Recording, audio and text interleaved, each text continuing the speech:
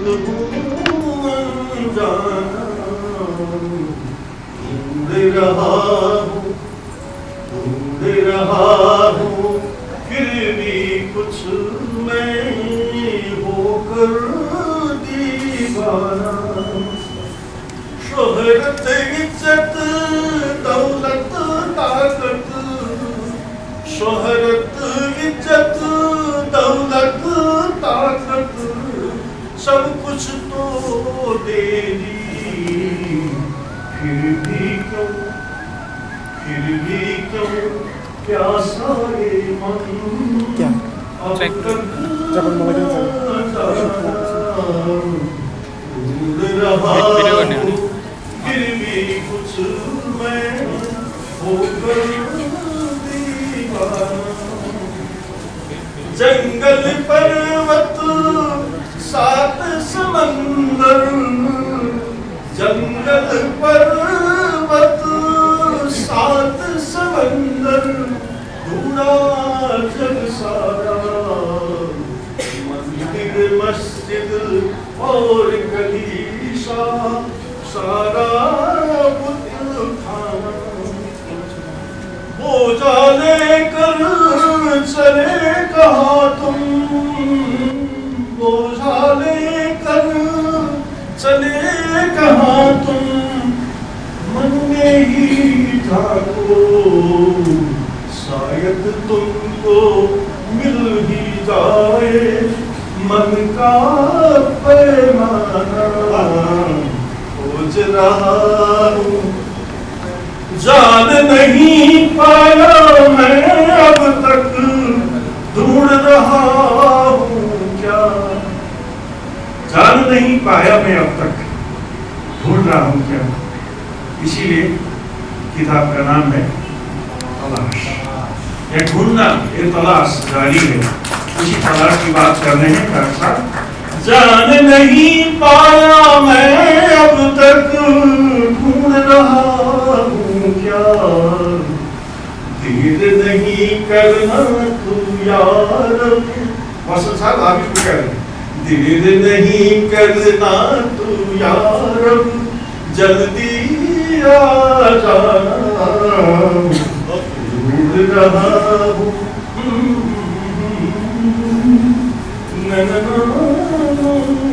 म त गजबमा यसरी हराएछु, के गर्न आएको हजुर सबैलाई हृदय स्वागत, हृदय से आप सब लोगों का अभिनंदन करते हुए सामने देख रहे हैं। खोज रहा हूँ जाने का मैं खुद हूँ अनजाना, ढूंढ रहा हूँ फिर भी कुछ नहीं होकर दीवाना। जीवन में कुछ न कुछ हम लोग घूमते रहते हैं, तलाश जारी रहती है।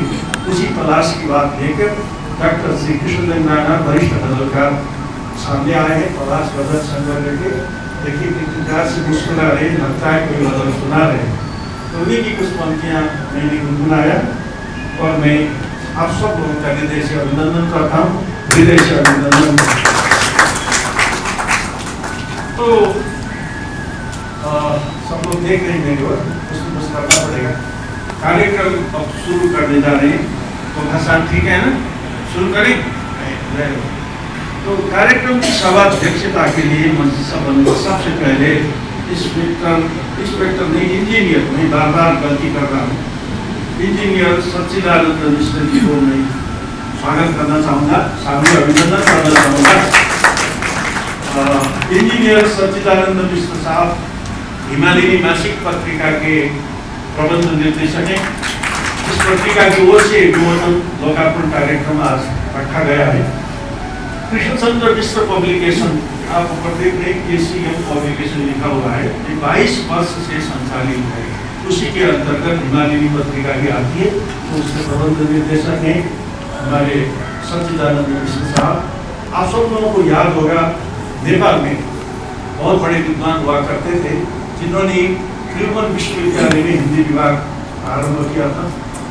जाने माने प्रसिद्ध विद्वान कृष्णचंद्र मिश्र, तो उन्हीं के सुपुत्र हैं हमारे सच्चिदानंद साहब। तो ये प्रोग्राम चल रहा है 22 साल से, पब्लिकेशन चल रही है। उसी पत्रिका की ओर से आज का एक प्रोग्राम आयोजन किया गया है। इसके लिए उस पत्रिका को, उस पब्लिकेशन को हम आभार व्यक्त करते हैं और अभिनंदन व्यक्त करते हैं। और मैं सभाध्यक्षज्यूलाई विशेष अनुरोध गर्छु, मैं निवेदन करता हूँ कि प्रमुख अतिथि को स्वागत करें। प्रमुख अतिथि हैं श्री वसंत चौधरी साहब, जो जाने माने कवि हैं, जो दुनिया भर में नेपाली कविता फैलाते हैं, ले जाते हैं और नेपाल का नाम रोशन करते हैं। इतने बड़े व्यक्ति हैं जो आप सबके सामने, आप लोगों के सामने आप उपस्थित हुए हैं। हम हृदय से आपका अभिनंदन करते हैं वसंत साहब, बहुत बहुत शुक्रिया। यसै गरी आजको कार्यक्रममा विशिष्ट अतिथिका रूपमा हामी सम्मान गर्दैछौँ श्री काली प्रसाद रिजालजीलाई। हजुरहरू कति नाम नसुने नेपालका अत्यन्त वरिष्ठ गीतकार काली प्रसाद रिजाल छोपिन भनी भन्नु पर्छ माथि ढुङ्गा यो कालजयी गीतले हामी सम्झन्छौँ काली प्रसाद रिजाललाई। त्यस्ता अनेकौँ गीत छन् जसले नेपाली साहित्यलाई, नेपाली सङ्गीतलाई, नेपाली गीतलाई धेरै उच्चतामा पुर्याएको छ। ऐसे जाने माने हस्ती श्री काली प्रसाद रिजालको हृदय से हम शब्दों का अभिनंदन करते हैं। हजुरलाई धेरै धेरै स्वागत छ। यो उमेरमा पनि अस्वस्थताको बावजुदमा पनि हामीसँग प्रेमले आइदिनु भयो। अब दुःखी कुरा त छुटिहाल्छ। आजको यो तलाश गजल संग्रह जो है उसके जो शख्सियत गजल स्रष्टा डॉक्टर श्री कृष्णचंद्र राणा बहुत श्रद्धेय व्यक्तित्व है, उनको मैं हार्दिक स्वागत करता हूँ। डॉक्टर साहब डॉक्टर श्री कृष्णचंद्र राणा धेरै लामो समयदेखि स्वास्थ्य सेवा में संलग्न हुनुहुन्छ। दुनिया भर में घूम के लोगों का प्रसिद्ध व्यक्तित्व स्वागत। लोगों को उपचार करते करते पूरा जीवन इनका गुजर गया।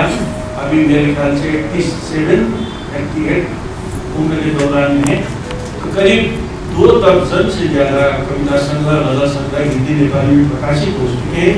तो उनकी ताज़ा गजल संग्रह तलाश, इसके लिए मैं स्वागत अभिनंदन करता हूँ, उनको बधाइयाँ देता हूँ। सब लोगों की ओर से स्वागत करता हूँ।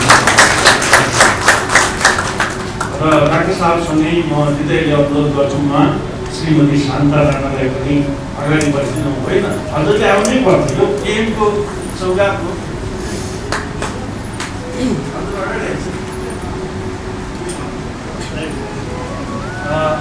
मैडम हुनुहुन्छ शान्ता राणा, जो सधैँ डाक्टर साहबको प्रेरणा स्रोत हुनुहुन्छ। आप देखेंगे तलाश गजल संग्रह में जितनी भी बात होगी प्यार की बात, प्यार की सारी ऊर्जा कहाँ से आती है, डॉक्टर साहब हैं और मैडम शांता राणा अभी तक बहुत आनंद से खुशी से हम कभी भी देखते हैं फेसबुक में बहुत प्यार से फोटो सेल्फी वगैरह खिंचाते घूमते फिरते हैं। इनसे हौसला हम लोगों को मिलता है कि किस तरह से जीना, एक प्रेरणा मिलती है।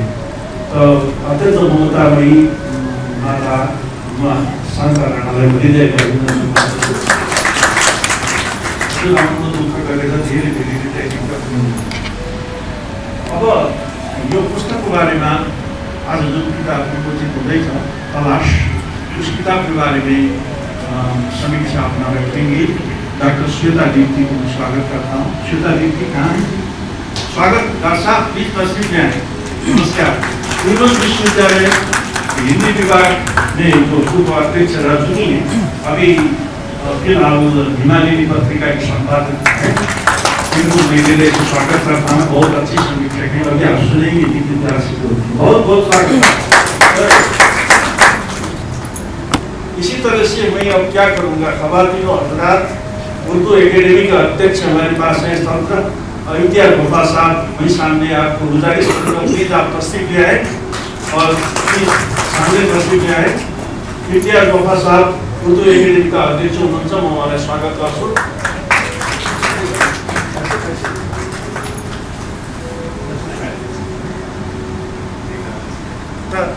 गोफा साहब आज शुभकामनाएं देंगे और पुस्तक के बारे में अपनी धारणाएं रखेंगे। आपको बहुत बहुत शुक्रिया इम्तियाज साहब। इसी तरह से मैं भारतीय दूतावास से तस्वीर लिया है हिंदी विभाग के प्रमुख है डॉक्टर रघुवीर शर्मा। रघुवीर शर्मा साहब को भी मैं इन्वाइट करना चाहूँगा। प्लीज आपका स्वागत, सादर स्वागत है। डॉक्टर रघुवीर शर्मा हिंदी साहित्य के बहुत अच्छे विद्वान हैं, विशेषकर शुरुआत साहित्य में इनका विशिष्टता हासिल है। उनको मेरे दिल से स्वागत करूँगा। आप आए, बहुत बहुत शुक्रिया।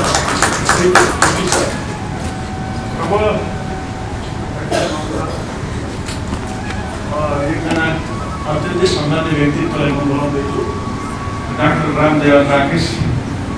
डाक्टर साहब, आपको मंच में स्वागत करना चाहेंगे। आप प्लीज स्वागत है।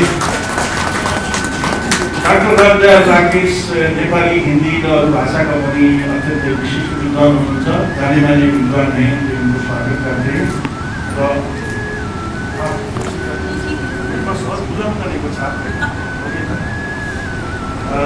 इतने सब लोग आए हैं, तो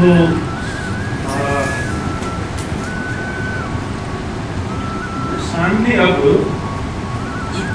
आज की गजल सुनाएंगी शांति शर्मा हमारे पास है, जो सुधीर ईश्वर की स्वामी है। उनको मैं सामने दर्शक विद्यार्थी के लिए स्वागत करना चाहूँगा।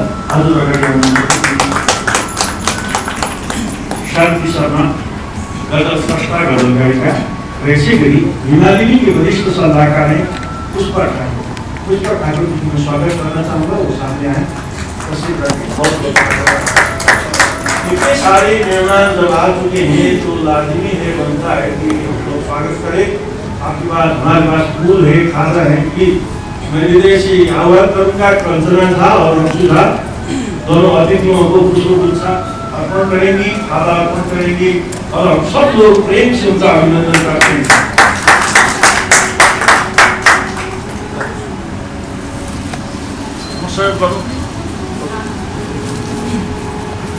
बहुत स्वागत है।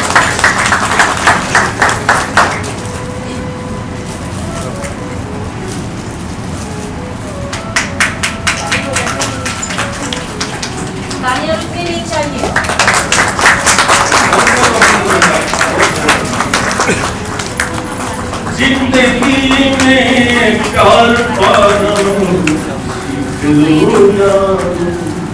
जिंदगी में प्यार पाना सीख लो यार। आपका जैसा गला तो है नहीं वैसे, फिर भी मैं अपनी कोशिश कर रहा हूँ। प्यार का दीपक जलाना सीख लो यार। जिंदगी में प्यार पाना सीख लो यारो। प्यार का दीपक जलाना सीख लो यारो। नाम से होता नहीं कुछ, जरा गौर सुनिएगा। नाम से होता नहीं कुछ, काम बोलेगा। काम से गुलशन सजाना सीख लो यारो। आपको बहुत शुक्रिया। मैले यत्रो गाएको यही बल गरेर गाएको यही कारणले हो, सायद फंक्सन भएर मैले पुरस्कार पाएँ। बहुत अच्छा स्वागत किया। देखिए हमें भी स्वागत किया। इतनी अच्छी अच्छी पंक्तियाँ हैं, अभी आपको आपके हाथ में आएगा, आप भी तो सुनाना शुरू करेंगे। तो स्वागत पछि यो स्वागत भयो। बहुत प्रणाम करता रहा। मेरा स्वागत कुछ भी नहीं, असली स्वागत अभी डॉक्टर श्वेता दीप्ति जी करेगी।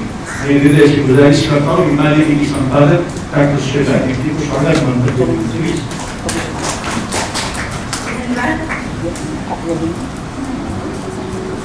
बहुत ही सुखद घड़ी है। पंचा सिंह, हमारे समस्त अतिथिगण, सभागार में उपस्थित समस्त सुधीजन। मैं आवारा घूमता फिरता रहा जग में, मैं आवारा घूमता फिरता रहा जग में, सोचता हूँ जिंदगी फिर प्यार पाएगी। मत करो तुम प्यार का सौदा कभी भूले, प्यार है रूहानियत तो रंग लाएगी। प्यार रंग लाती है, मेहनत रंग लाती है और हम सबकी कोशिशें कामयाब होती हैं क्योंकि आप सभी यहाँ मौजूद हैं। आपका आना हमें कृतार्थ करता है। किसी भी सभा का आयोजन हो और अतिथि अगर ना आए तो सबसे पहले हम वही मायूस हो जाते हैं। आपकी उपस्थिति हमें बल दे रही है, और आगे के लिए भी संबल बनती रहेंगी कि हमें लगेगा कि हमें यह प्रयास करते रहना चाहिए। हिमालय निरंतर 22 वर्षों से निकलने वाली हिंदी पत्रिका है और जो कुछ विगत 4-5 सालों से प्रकाशन के क्षेत्र में भी काम कर रही है। उसके तहत मुझे व्यक्तिगत रूप से और हिमालय की तरफ से भी एक गौरव का क्षण है हमारे लिए कि हम नेपाली हिंदी के वरिष्ठ और बुजुर्ग डॉक्टर कृष्णजंग राणा की कृति को प्रकाशित करने का अवसर मिला। उन्होंने क्या महसूस किया ये मैं उन पर छोड़ती हूँ, लेकिन सच पूछिए तो हम सभी को, हिमालय टीम को अपने आप में एक सुखद क्षण से गुजरना लगा जब हमारे पास ये बात आई कि हम उनकी किताब को प्रकाशित करें। डॉक्टर साहब ने कहा कि शायद ये हमारी अंतिम कृति हो, लेकिन मैं हमेशा कहती रही कि तलाश तो जारी होती है, हमेशा चलती रहती है और यही तलाश हमको फिर से लिखने के लिए प्रेरित करेगा और हम फिर से एक संग्रह को सामने लेकर के आएंगे। ये हम सबकी शुभकामना और हम सबकी उम्मीद भी है। डॉक्टर साहब की सेहत बनी रहे और हम उनकी लेखनी से हमेशा हमेशा अनुभूत होते रहे। आज इस क्षण में स्वागत के लिए बहुत ज़्यादा कहने की बात नहीं है। स्वागत महसूस आपको देख के हमें कैसा लग रहा है कि अगर हम महसूस कर रहे हैं तो शायद इस सुखद क्षण को आप भी महसूस कर रहे होंगे। और ऐसे समय में हमारे मुख्य अतिथि, विशिष्ट अतिथि, हमारे समस्त अतिथिगण ने जो समय निकाला, एक बहुत छोटी अवधि में हम कुछ कर पाते हैं और आप एक फोन के जरिए हमारे अनुरोध को स्वीकार करते हैं, ये हमारे लिए बहुत बड़ी उपलब्धि होती है। आपका सहयोग मिलता रहे और हम सब ऐसे ही एक क्षण, एक जगह, एक समय में इकट्ठे होते रहें और इस क्षण को जीते रहें। आपका हार्दिक हार्दिक स्वागत है। आगे के लिए मैं फिर आमंत्रित करती हूँ। डॉक्टर श्वेता दीप्ति जी ने सबका स्वागत किया है। अब हम सब लोग उनकी ओर से उनका भी स्वागत करते हैं। अब मुख्य कार्यक्रममा जाउँ। गजल सङ्ग्रहको विमोचन त्यसभन्दा अगाडि म डॉक्टर काशीनाथ देववानी सरलाई अगाडि आइदिनु अनुरोध गर्छु। प्लीज आप सामने मेरे पास ही बैठे बहुत सारी सीखेंगे। ये हमारे संस्कृत यूनिवर्सिटी के शोध निर्देशक हैं, उनको हृदय से स्वागत करते हैं। अब गजल सङ्ग्रहको विमोचनको क्षणमा छु र म फेरि पनि कञ्चना झा र अंशु झालाई निवेदन गर्दछु किताबको अगाडि राखिएका छन्। आप सामने ले आए और सब अतिथिगण जो मंचासी ने सब अतिथिगण को हृदय से स्वागत करूँगा कि किताबें ली और किताब का लोकार्पण करें। एक किताब से सब लोगों को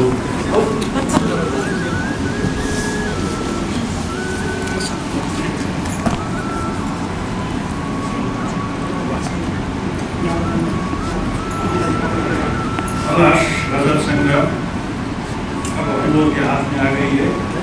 जिंदगी में प्यार पाना सीख लो यारों, प्यार का दीपक जलाना। सभी नाले अभिनंदन करो।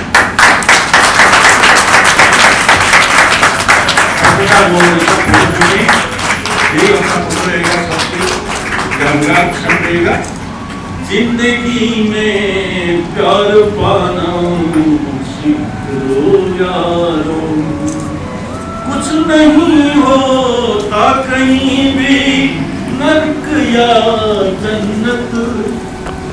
दुईटै शब्द इस्तेमाल गर्नु भएको छ डाक्टर साहबले। नर्क पनि छ, जन्नत उर्दू शब्द हो, नर्क हिन्दी हो। त्यसबाट थाहा हुन्छ कि तलाश गजल सङ्ग्रहमा हिन्दी उर्दू दुईटैको सम्मिश्रण छ। दोनों भाषाएं उर्दू कहिए या हिंदी कहिए या नेपाली कहिए। कुछ नहीं होता कहीं भी नर्क या जन्नत, प्रेम का दरिया बहना सीख लो यारो, जिंदगी में प्यार पाना सीख लो यारो। यो तलाश गजल सङ्ग्रहको भएको छ। धेरै गजल सङ्ग्रहको बारेमा म अब आफ्नो कुराहरूलाई रोकेर म डाक्टर साहबलाई अनुरोध गर्छु। डाक्टर साहब हजुर यहीँ आउने कि त्यहीँबाट बोल्नु? यहाँ आउने? डाक्टर श्री कृष्ण राणा जो गलत काम हुनुहुन्छ, गलत सरकार श्री कृष्ण राणा सरको श्रद्धेय राणा साहब को हम सादर अनुरोध करेंगे वो सामने आए और अपने गजल संग्रह के बाबत कुछ सुनाएं और बहुत मुझे स्वर में गुनगुना के चाहेंगे कि कुछ पंक्तियां जरूर सुनेंगे।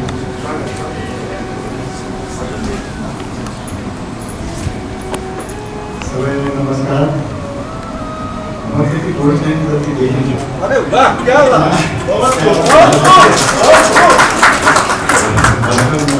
एक शैलीको भए भन्दाखेरि अहिले त अङ्ग्रेजन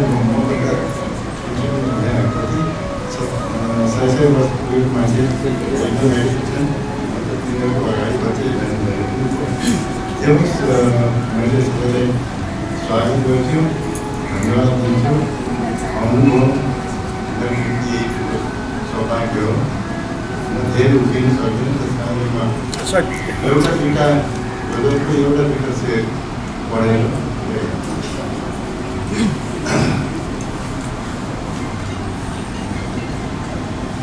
एउटा त अहिले जिंदगी में प्यार पाना सीख लो यारो, जिंदगी में प्यार पाना सीख लो यारो। प्यार का दीपक जलाना सीख लो यारो। कुछ नहीं होता कहीं भी, नर्क या जन्नत। राम से तो सुनूंगी। कुछ नहीं होता कहीं भी, नर्क या जन्नत। प्रेम का दरिया बहाना सीख लो यारो। बहुत खूब।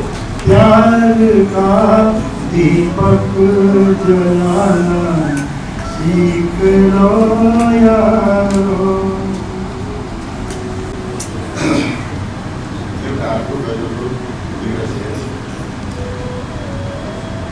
जिंदगानी की कहानी कौन जाने है, जिंदगानी की कहानी कौन जाने है। आसमां की मेहरबानी कौन जाने है। जिंदगानी की कहानी कौन जाने है। मुल्ला पंडित पादरी सब, मुल्ला पंडित पादरी सब दकियानूसी है। मुल्ला पंडित पादरी सब दकियानूसी है। उनकी कैसी है रूहानी कौन जाने। आसमां की मेहरबानी कौन जाने है। इस जहां में किसने भेजा कब बुलाएगा। इस जहां में किसने भेजा कब बुलाएगा। हम सभी की आनी जानी कौन जाने है। हम सभी की आनी जानी कौन जाने है। जिंदगानी की कहानी कौन जाने है।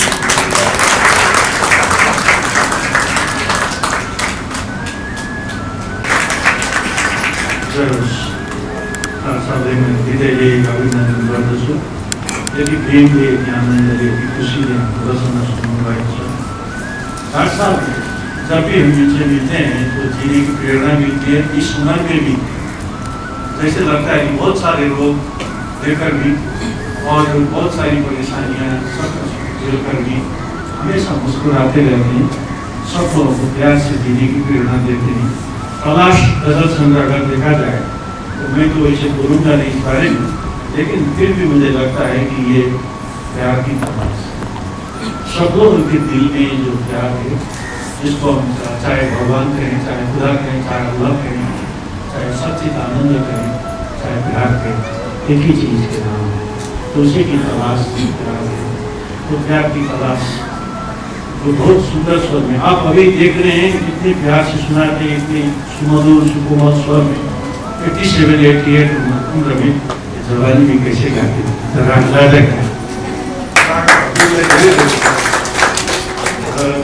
गजल संग्रहको विमोचन भइसकेको छ, डाक्टर साहबले सुनाइसक्नु भएको छ। म फेरि पनि फिर से मैं डॉक्टर श्वेता जी को थोड़ा कष्ट देना चाहूँगा और आएंगी और इस किताब के बारे में अपनी बातें सुनाएंगे। सम्मानित मंच, सुधीजन, पुनः आपसे मुखातिब हूँ। जिंदगानी की कहानी कौन जाने, इस पे एक गाने के 2 लाइन मुझे याद आ रहे हैं। आगे भी जाने न तू, पीछे भी जाने न तू, जो भी है बस ये पल है। जी हाँ, एक पल और पूरी एक कहानी, पूरी एक जिंदगानी उसमें ही सिमट जाती है।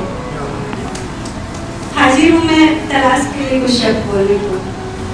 तो सबसे पहले तलाश जिनकी कलम से निकली, मैं उनके लिए अपनी श्रद्धा के 2 शब्द कि आपका सौम्य व्यक्तित्व हमेशा से आकर्षित करता रहा और मेरी कोई क्षमता नहीं है कि मैं उनके लिखे हुए पर अपनी कोई टिप्पणी या बहुत हद तक मैं समीक्षा कर सकूं।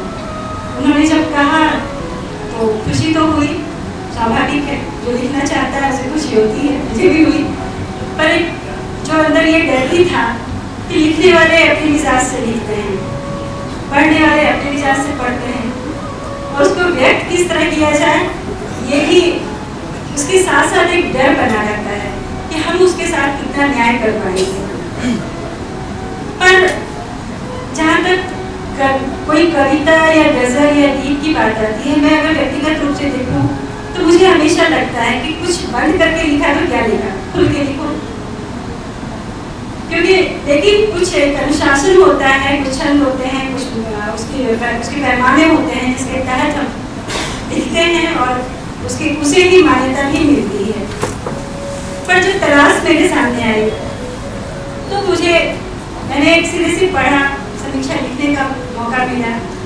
पिछले 6-7 महीने से इससे जुड़ी हुई हूँ, तो उसकी भूमिका में भी मैंने कुछ लिखा है। आपके हाथ में किताब आई थी, आप उसे पढ़ेंगे, मैं उसे पढ़ने जा रही हूँ। तलाश जो अनवरत जारी है, जो बंदिशों में बंध जाए, सच कहूँ तो वो जज्बात कहाँ होते, जो बंदिशों में बंध जाए, सच कहूँ तो वो जज्बात कहाँ होते। वो तो बस एक सजा समरा गुथा हुआ शब्दों का गुलदस्ता होता है, जिसमें खूबसूरती तो यकीनन होती है, पर ताजे फूलों की खुशबू नहीं होती। प्रकृति का अस्त व्यस्त सौंदर्य हमें जितना आकर्षित करता है, उतना सजा सवरा बगीचा या चमन नहीं। पर हाँ, खूबसूरत तो दोनों ही होते हैं, और लुभावने और आकर्षक भी। अल्हड़ नदियाँ या बेपरवाह गिरते झरनों का संगीत जिस तरह अपनी ओर खींचता है, अटल अटक आकाश को छूती पर्वतों की चोटियों की कशिश जिस तरह हमें अपनी ओर बुलाती है, बस कुछ ऐसी ही भावनाएं तब दिल में जगती है जब आप उन पंक्तियों से गुजर रहे होते हैं जो आपके अंतर मन को छू रही होती है। मैं व्यक्तिगत तौर पर जब भी कोई गीत, गजल या कविता पढ़ती हूँ तो उसके बिखरे पल को ज़्यादा प्यार करती हूँ, जहाँ मुझे यह महसूस होता है कि दिल के जज्बात बस बयां होते चले जाएं, बिना प्रयास के सायासी। और यह सब तब तो और भी सुंदर हो जाता है जब इसे शास्त्रीयता के साथ पेश किया जाए। बस तब तो सोने पे सुहागा वाली बात होती है, क्योंकि नियमों का भी अपना अलग अंदाज है और उसका अनुसरण करना हमें अनुशासन प्रिय बनाता है। यहाँ चर्चा करने जा रही हूँ मैं तलाश की। तलाश एक ऐसा इंसान के साथ उसकी जिंदगी के हर कदम पर संग चलता है। भूख है तो रोटी की, धूप है तो छांव की, मकान है तो घर की, प्यार है तो एहसास की, जिद है तो जुनून की, साथ है तो एतबार की, भीड़ है तो तन्हाई की, और सब हासिल है तो सुकून की। जी हाँ, अनवरत रूप से हमारे साथ किसी न किसी तरह की तलाश चलती रहती है, और यही हमारी जिंदगी को गति प्रदान करती है, वरना जीवन भी ठहरे हुए पानी की तरह हो जाए। कुछ अच्छा पढ़ने की तलाश के तहत ही डॉक्टर कृष्ण राणा द्वारा रचित तलाश से गुजरने का अवसर मिला।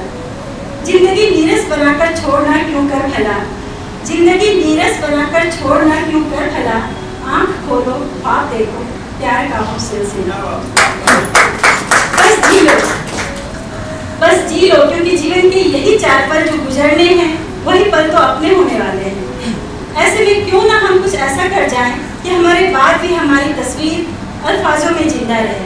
तभी तो डॉक्टर साहब कहते हैं कि जिंदगी को प्यार से लबरेज कर दो तुम, जिंदगी को प्यार से लबरेज कर दो तुम, इश्क का पैगाम सबके दिल में भर दो तुम। डॉक्टर राणा की लेखनी की सबसे बड़ी खासियत है उनके शब्दों की सहजता, जहाँ भावनाएं बहुत ही सरलता से व्यक्त होती हैं। आज के समय में जब हम सभ्यता का चोला ओढ़े हुए हैं और यह दम भरते हैं कि हम इंसान हैं, तभी अगर कोई यह कहता है कि आदमी को आदमी कहना कठिन क्यों हो रहा है, आदमी को आदमी कहना क्यों कठिन हो रहा है, गिर चुका हो आंख से जो फिर उठाना जोर है। तो इन्हीं 2 पंक्तियों में आज के समाज का वो चेहरा हमारे सामने आ जाता है जिसे यकीनन सब नहीं कह सकते हैं। और जब हमारे चारों ओर की दुनिया ऐसी ही हो, फिर तो हम यह भी कह सकते हैं कि खुद लगाई आग में हम जल रहे हैं, खुद लगाई आग में हम जल रहे हैं, अब भला क्यों हाथ अपने मल रहे हैं, राह पथरीली नजर कमजोर है पर जिंदगी सर पर उठाए चल रहे हैं। इसी बीच जिंदगी में बस एक ऐसा एहसास हमारे साथ होता है जिसके भरोसे ही हम सारी जिंदगी तय कर लेते हैं। कभी अतीत की यादें हो या फिर किसी अपनों का साथ हो, और इन सब के दरमियान प्यार का एहसास हो तो उम्र गुजर ही जाती है, क्योंकि जीने का बहाना हमारे साथ होता है। कभी तो हम कहते हैं कि गर तुम्हें है प्यार पाना प्यार कर लो तुम, गर तुम्हें है प्यार पाना प्यार कर लो तुम, लूट कर दिल का खजाना प्यार कर लो तुम। किंतु बावजूद इसके एक इंसानी फितरत से भी हम बंधे होते हैं, जहाँ कुछ भूलना आसान नहीं होता, और तब लगता है कि जिंदगी आसान सी कटती नहीं है, बेरहम ख्वाहिश भी तो घटती नहीं है। जिंदगी आसान सी कटती नहीं है, बेरहम ख्वाहिश भी तो घटती नहीं है बहुत आसान कहना प्यार कर लो, पर भला क्यों दुश्मनी मिटती नहीं है। हमें जब कुछ हासिल होता है तो हम उनकी कीमत कम आंकने लगते हैं, और अक्सर उससे अधिक पाने की चाहत में जो मिला है उसे भी दिल से स्वीकार नहीं कर पाते। और ऐसों के लिए तलाश की इन पंक्तियों पर नजर डालें कि दर्द दिल में जब उठे रोना जरूरी है, दर्द दिल में जब उठे रोना जरूरी है, पर खुशी थोड़ी भी हो तो हंसना जरूरी है। इतना ही नहीं, अगर हार मिली हो तो हार कर चुपचाप रहना है नहीं अच्छा, हौसले के साथ ही बढ़ना जरूरी है। 4 दिन की जिंदगी को हम शिकवा शिकायत में गुजार देते हैं, दुश्मनी दिल से निकल नहीं पाती, साजिशों का दौर चलता ही रहता है। ऐसे में आपका कहना है कि रंजिशों से भरी ये जिंदगी अपनी, रंजिशों से भरी ये जिंदगी अपनी, अपने दिल में प्यार को बोना जरूरी है। तलाश की कौन सी पंक्तियां लूं और कौन सी न लूं, यह असमंजस की स्थिति सामने है, क्योंकि संग्रह का हर शेर जिंदगी की खुली दास्तान है। प्यार, सीख, शिकवा, शिकायत सभी मिलते हैं तलाश में। सबके दिलों में चाह का प्याला बड़ा है, सबके दिलों में चाह का प्याला बड़ा लगा है, ख्वाहिशें इतनी बड़ी कि दिल डरा लगा, पर जिंदगी रुकती कहाँ है, वो अपनी गति से चलती ही रहती है, और इंसान उसके साथ ही हर रूप में जीना सीख ही जाता है। सारा आलम खुदी से हारा है, फिर भी जीवन बहुत दुलारा है, पर एक चिढ़ जो व्यवस्था के प्रति है, समाज और देश की बिगड़ती अवस्था के प्रति है, वह भी शिद्दत से व्यक्त हुई है तलाश में। ऐसी दुनिया मुझे कबूल नहीं जिसमें हैवानियत का नारा है, देश अपना सा क्यों नहीं लगता, मुझको ऐसा नहीं गवारा है। ऐसी ही भावना निम्न शेर में भी है, आदमी क्यों गिर रहा है, कब वो सुधरेगा, आदमी ही आदमी का दिल जलाता है। बहुत कम लोग को खुद की तराजू में तौलते होंगे और अपनी खामियों से रूबरू हो पाते होंगे।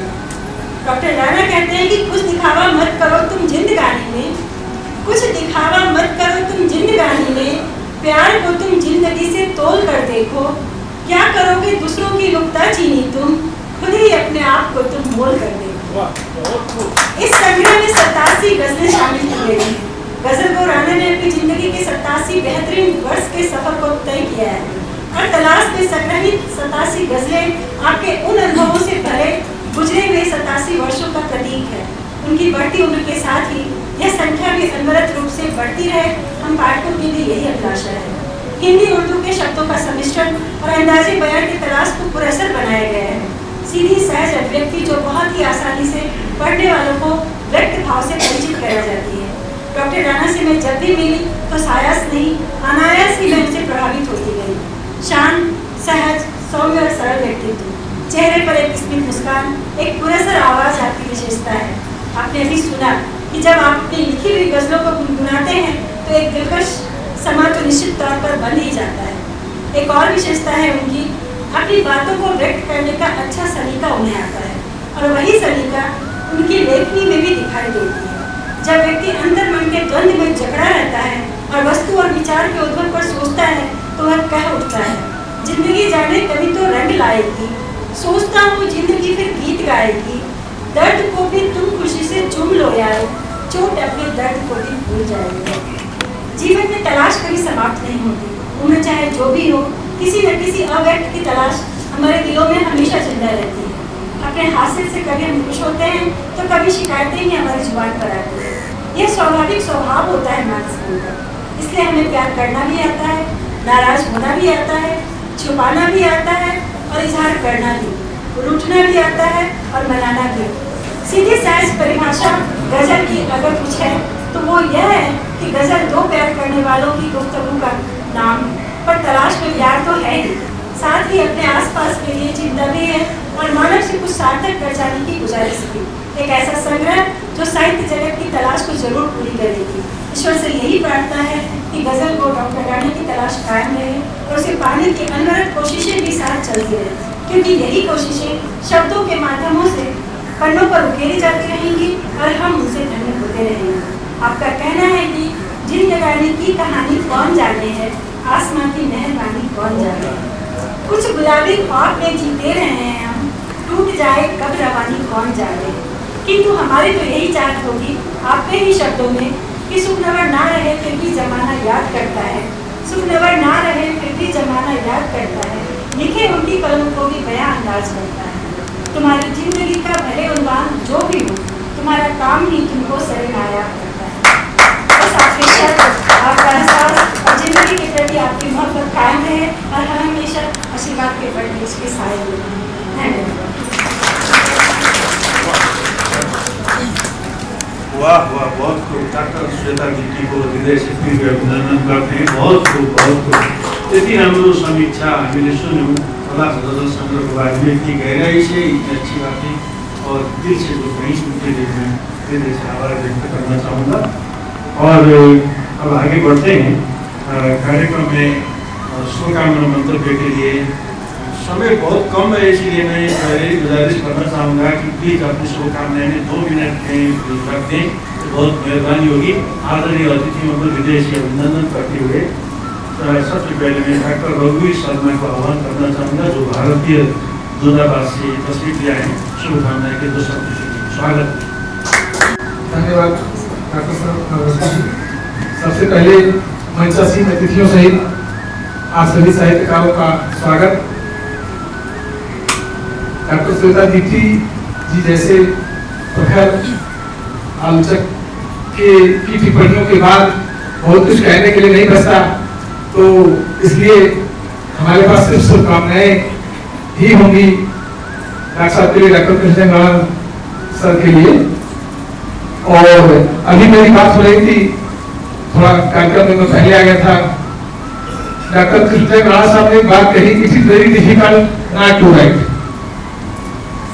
नहीं लिखना कठिन है, यानी उनके लिए लिखना एक सहज प्रक्रिया है और जब इस तरह सहज प्रक्रिया से चीजें सामने आती हैं तो वो एक ऐसी रचना होती है जो सभी को अपील करती है। मैं अभी पलक कर देख ही रहा था, बहुत सारी गजलें इसमें ऐसी हैं जिनसे हम कोट करके कहना चाहें तो बहुत कुछ कह सकते हैं, लेकिन उतना वक्त नहीं है। मैं डॉक्टर कृष्णदेव राणा जी के लिए अपनी शुभकामनाएं व्यक्त करता हूं और 87 वर्ष के हो गए हैं, उस संकलन में 87 गजलें हैं। मैं ये शुभकामना करता हूं, शुभकामना व्यक्त करता हूं कि वे 27 हों और 100 गजलों वाली पुस्तक इसी सभागार में लोकार्पण करने का अवसर मिले। मैं एक बार आप सभी को यहाँ उपस्थित हमारे विद्वानों को, मंचासीन अतिथियों को, सबको बहुत बहुत धन्यवाद देता हूँ और इस आयोजन के लिए हिमालय के प्रबंध निदेशक श्री सच्चिदानंद मिश्र जी और डॉक्टर श्वेता दीप्ति जी, आपका बहुत बहुत धन्यवाद।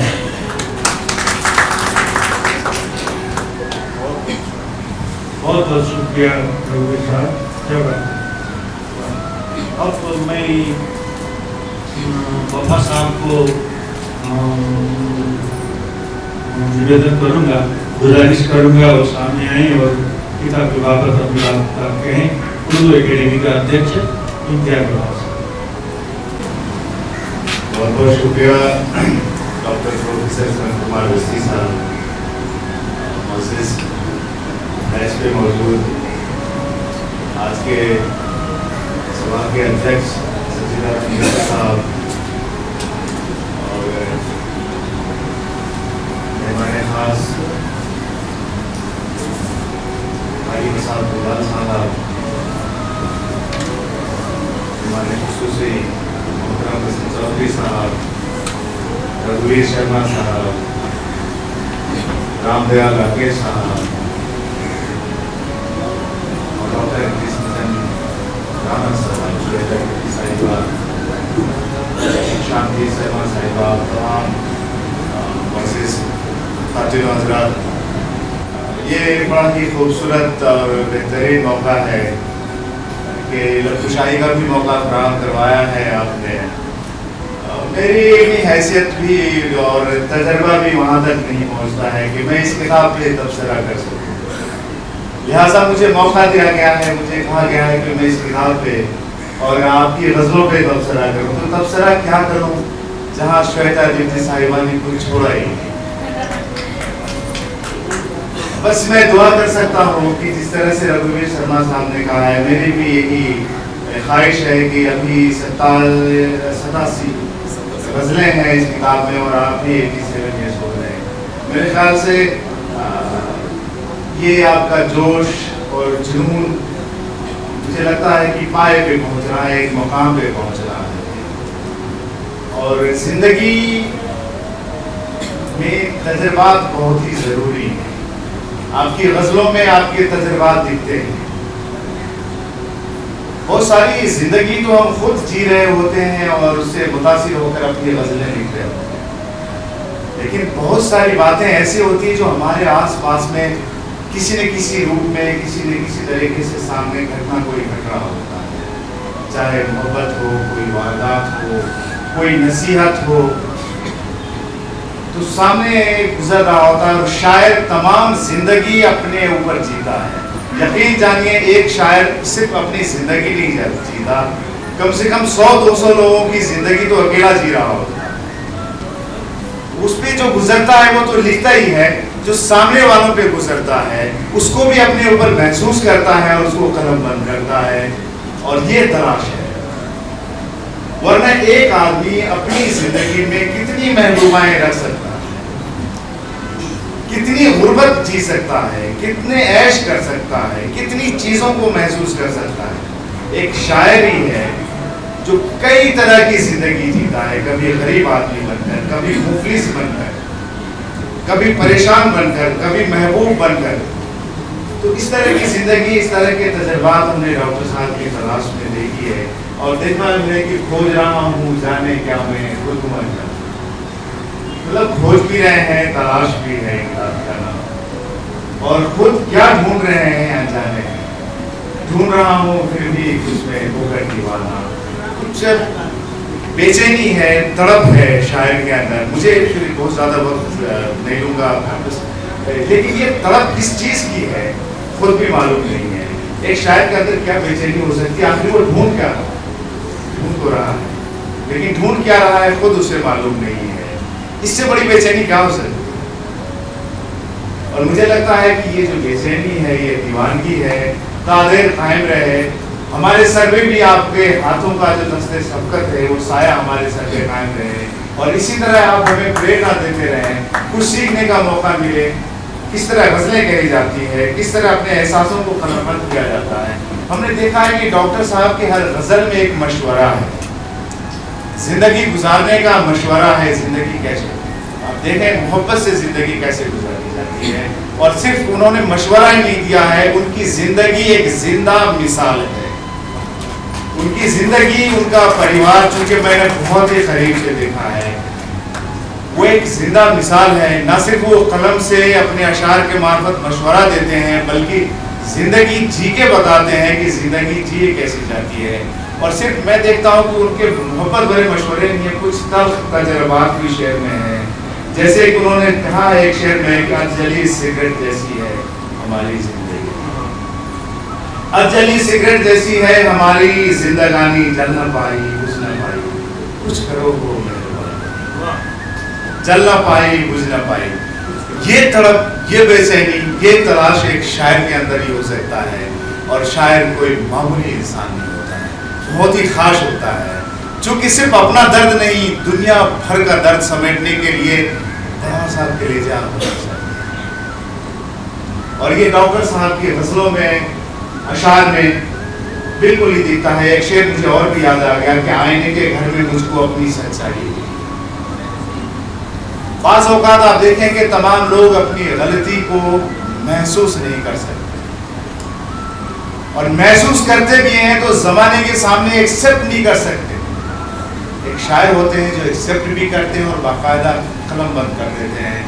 देखिए कि आईने के घर में मुझको अपनी सच्चाई दिखी, थोड़ी अच्छाई दिखी पर ज़्यादा बदखाई दिखी, थोड़ी अच्छाई दिखी पर ज़्यादा बदखाई दिखी। डॉक्टर साहब, इसी तरह से आप कलम लिखते रहें, पढ़ते रहें, और हमें आपको सुनने का मौका मिलते रहे। और उम्मीद करता हूँ, अल्लाह तबारक तआला से दुआ करता हूँ कि इसी तरह से आपकी ज़िंदगी की गाड़ी मोहब्बत और सुकून और इत्मीनान के साथ चलता रहे। और ये जो तड़प है आपके अंदर, ये जो खोज है, ये तलाश है, तलाश जारी रहे, और हमें भी कहीं न कहीं आपसे सीखने का मौका मिले। बहुत बहुत शुक्रिया, मेहरबानी।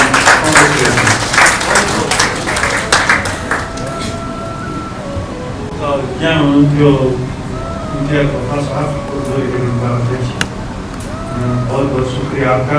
एक तरह से किताब के बारे में अपनी बातें रखी, बहुत बहुत शुक्रिया आपका। इसी बीच में मैं डॉक्टर शुक्ला जी की कुछ आह्वान करना चाहूँगा, तो अपनी बात रखेंगे।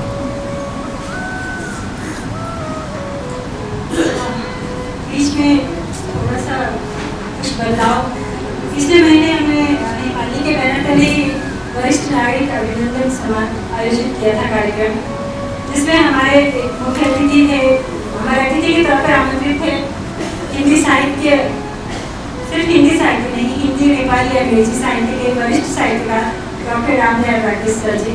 लेकिन उनका वो उस दिन उपस्थित थे, जिसमें उनका सम्मान करना बाकी रह गया था। तो आज मौका भी है, दस्तूर भी है, हमारे सामने वरिष्ठ जनों की उपस्थिति भी है, तो मैं उस अधूरे काम को आज यहाँ पूरा करना चाहूँगी। आप सबकी अनुमति के साथ अंशु कृपया आप लेके आएँ, और हमारे मुख्य अतिथि और विशेष अतिथि से अनुरोध करूँगी कि वो डॉक्टर रामदयाल राकेश जी का सम्मान करें।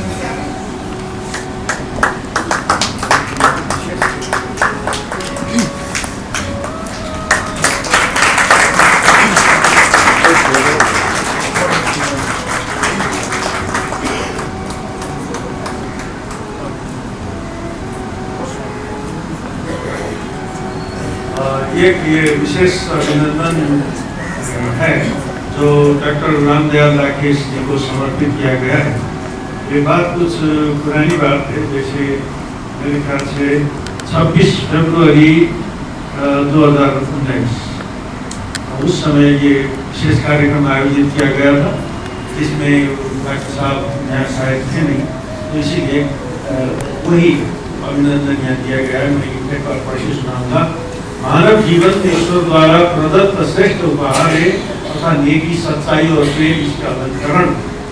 पंडित तिलकराज शर्मा मेमोरियल ट्रस्ट प्रख्यात समाज सेवी दानवीर सत्य पंडित तिलकराज शर्मा जी के श्रेष्ठ समाज निर्माण के स्वप्न को साकार करने में सृजनपरक, निष्ठावान, सहृदय मनुष्यों के अवदान के प्रति कृतज्ञता प्रकट करते हुए साहित्य के क्षेत्र में अद्वितीय योगदान हेतु वरिष्ठ साहित्यकार डॉक्टर रामदयाल राकेश जी को पं तिलकराज शर्मा स्मृति साहित्य रत्न सृजन शिखर सम्मान 2019 प्रदान करते हुए गौरव का अनुभव करता है। मंगलवार दिनांक 26 फरवरी 2019 सुंदरलाल रेंज अशोक विहार दिल्ली। इंद्रजीत शर्मा अध्यक्ष, हर्षवर्धन आदि संयोजक।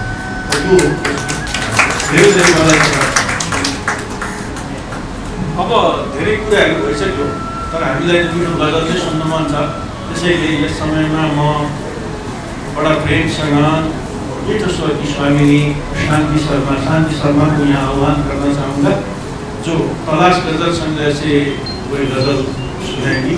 स्वागत है, आप सब लोगों का अभिनंदन।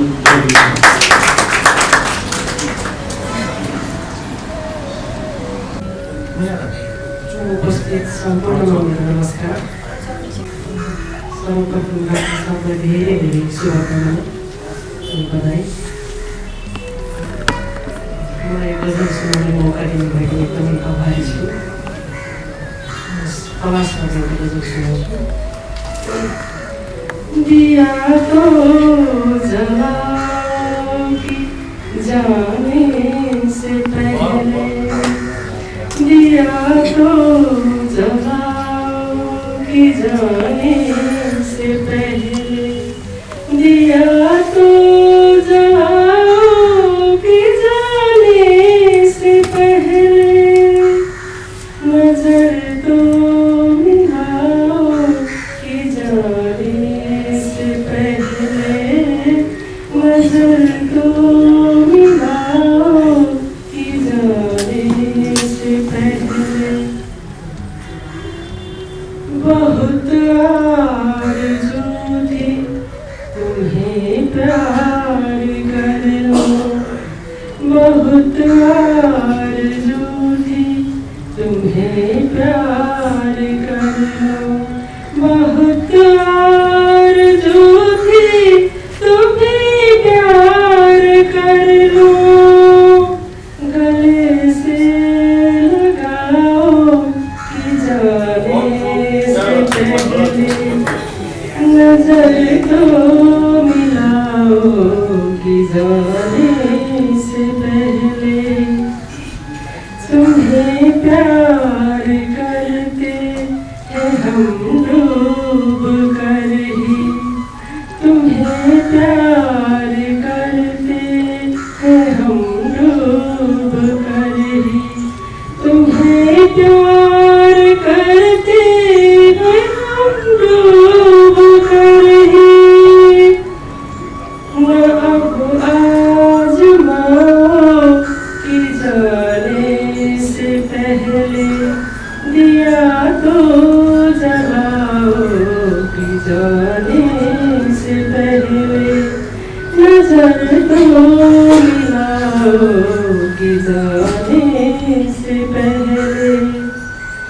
चलो आज कोई गजल ढूंढ लाए, चलो आज कोई गजल ढूंढ लाए, चलो आज कोई गजल ढूंढ लाए, गजल गुनगुनाओ कि जाने से पहले, नजर तो मिलाओ कि जाने से पहले। हमें जिंदगी ने बहुत है रुलाया, हमें जिंदगी ने बहुत है रुलाया, हमें जिंदगी ने बहुत है रुलाया, अब तुम रुलाओ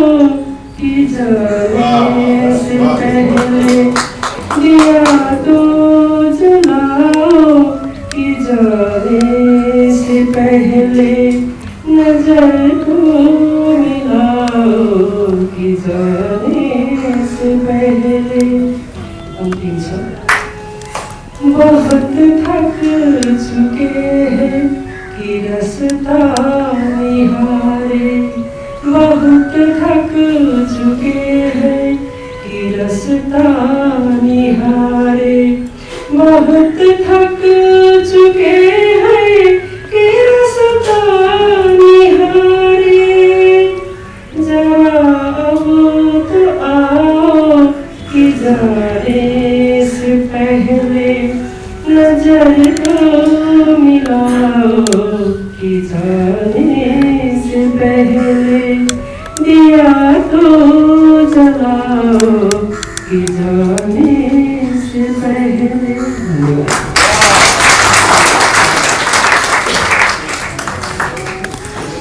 जब शांति की अनुभूति होती है, क्या बात क्या बात क्या बात। अब हजुरहरूले यति मिठो गजल सुनिसकेपछि तलाश गजल संदर्भ क्या होगा, ये किताब काश हमें भी मिलता है, तो भावना आएको होला। तो इसके लिए बहुत खुशखबरी है, आप सब लोगों की किताब की व्यवस्था है। किताब आप वहाँ से ले सकते हैं। गेट में सुदर्शन बाबू बैठे। सुदर्शन जी हेलो, हाँ आप इधर है, देखिए सुदर्शन बाबू के पास किताब है, वहाँ जाएं और प्लीज़ अपना एक नाम या साइन कुछ सूचना दें। हम किताब लिए हैं, वहाँ लिखने की जगह है, बस उसके बाद तलाश नहीं और शांति शर्मा की तरह आप भी ढूंढना है। बहुत बहुत स्वागत। त्यसपछि हामी एकदम कार्यक्रम संक्षिप्तमा छ। अब मैं विशेष अनुरोध करना चाहूँगा डॉक्टर रामदयाल राकेश सर को, वो आगे शुभकामनाएं की दोस्तों। नमस्कार। इस समारोह के सभापति इंजीनियर सत्ताराम मिश्र जी, प्रमुख अतिथि जी, प्रसिद्ध गजलकार, गीतकार, कवि बसंत चौधरी जी, वरिष्ठ गीतकार एवं कवि काली प्रसाद रिजाल जी, मंचासीन अन्य व्यक्ति, सभागार में उपस्थित देवियों, सज्जनों और संचार जगत के साथियों, आज मुझे बहुत हर्ष का अनुभव हो रहा है कि डॉक्टर कृष्णचंद्र राणा की गजलों का संग्रह अभी अभी लोकार्पण हुआ है। इसी सभागार में कुछ वर्ष पहले भी उनकी गजल का संग्रह का विमोचन हुआ था, मुझे याद है। तो उस आधार पर मैं ये कह सकता हूँ कि डॉक्टर कृष्णचंद्र राणा की गजलों में उर्दू की गमक है, महक है और लखनवी सौंदर्य की मिठास है। मैंने तलाश तो अभी मेरे हाथ में आई है, मैंने नहीं पढ़ी है, लेकिन इसके पहले 2-3 गजल संग्रह उनका मैं पढ़ चुका हूँ, उसके आधार पर मैं बोल रहा हूँ। गजल पहले दो प्रेमियों के बीच में गुफ्तगू के रूप में इसका प्रारंभ हुआ। आज भी वही स्थिति है कि डॉक्टर कृष्णचंद्र राणा की गजलों में भी प्रेम मुख्य वर्ण विषय है, मेन थीम प्रेम है, स्नेह है, इश्क है। इसी को वो अभी तक अपने गजलों में स्थान देते रहे हैं। इश्क के बारे में मुझे रोमांटिक पोएट पीबी शेली की 2 पंक्ति याद आती है। उनका कहना है, devotion works the mind above but heaven itself descends in love. भक्ति दिमाग को ऊंचा चढ़ाती है, लेकिन प्रेम में स्वयं स्वर्ग झुककर आ जाता है। इसी प्रेम को डॉक्टर कृष्णचंद्र राणा ने, या इसी इश्क को डॉक्टर कृष्णचंद्र राणा ने मुख्य स्वर दिया है, और इसके लिए मैं उनको हार्दिक बधाई भी देता हूँ। और यह भी मैं कहता हूँ कि सताई हूँ और उनकी गजलों की यात्रा अनवरत अविरल चलती रहे, यही मेरी शुभकामना है। धन्यवाद। डॉक्टर साहब को हृदय से मैं आभार व्यक्त करना चाहूँगा। इतने अच्छे शब्दों में इतने प्यार से शुभकामनाएं दी, बहुत बहुत शुक्रिया आपका। और मैं अब आगे बढ़ूँगा। अब मैं कहाँ जाऊँ? तो मैं सोच रहा हूँ हमारे सामने बहुत विशिष्ट अतिथि हैं, उनको आप सुनेंगे हम बहुत बड़े प्यार से। तो सबसे पहले मैं हिमालिनी की वरिष्ठ सलाहकार हैं पुष्पा ठाकुर, और उनको मैं सादर अनुरोध करूँगा आगे आए और शुभकामनाएं के शब्द व्यक्त करें। बहुत स्वागत है।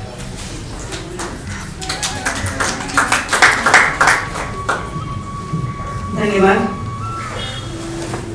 दिल के जज्बात जब लिखने के माध्यम से शब्दों के मोती में पिरोए जाते हैं तो कभी वो लेख, कभी कविता और गजल बनकर हमारे सामने आते हैं। इजहार कैसे करूं मैं अपने दिल के जज्बातों का, असर ऐसा होगा मुझ पे न जाना था इन चंद गजलों का।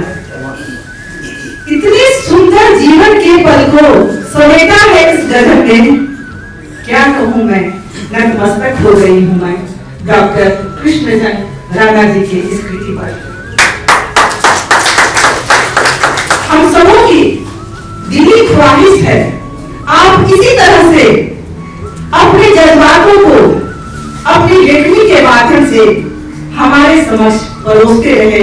सदाई हो आप और आपकी गजलें भी सदाई तक हम लोगों के जीवन को तरंगित करते रहे। मैं इन्हीं शुभकामनाओं के साथ अपने शब्दों को विराम देती हूँ। धन्यवाद। बहुत बहुत हृदय से आभार व्यक्त करना चाहूँगा। जैसा कि इनका नाम है पुष्पा ठाकुर, लग रहा है कि पुष्पों की वर्षा हो रही है, इसी प्यार से बोली बहुत बहुत शुभकामनाएं दी, उनको हृदय से मैं वंदन करता हूँ। और अब मैं कार्यक्रम के विशिष्ट अतिथि जो हमारे बहुत वरिष्ठ कवि हैं, जाने माने हस्ती हैं, काली प्रसाद गुजर साहब, बहुत ही कोई नेपाली ऐसा नहीं होगा जिन्होंने उनका नाम न सुना हो, उनके गीत न सुना हो। इतने प्रसिद्ध गीतकार हैं, उनको बड़े प्रेम से, आदर से, सम्मान से मैं स्वागत करना चाहूँगा। काली प्रसाद